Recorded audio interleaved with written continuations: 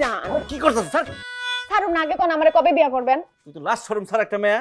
জামাই বউর মধ্যে আবার লাশ শরমের কি আছে? আমার বউ হয় এত সোজা না, ছাড়তে কইছি স্যার, নাহলে কিন্তু মারুম। সোজানা বেকা আনাম ডাইতেছি।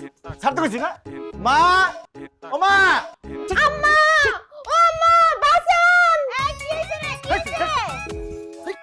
আম্মা, কি হইছে? ও আম্মা, কি আম্মা কি হইছে? কান্দো কে? আপনার ছেলে তো শুধু রান্নাই খারাপ না, আপনার ছেলের চরিত্র খারাপ। সে আমারে ফুসলা ফাসলে ঘরের মধ্যে আইন না দরজা আটকে আমার গায়ে হাত দিছে।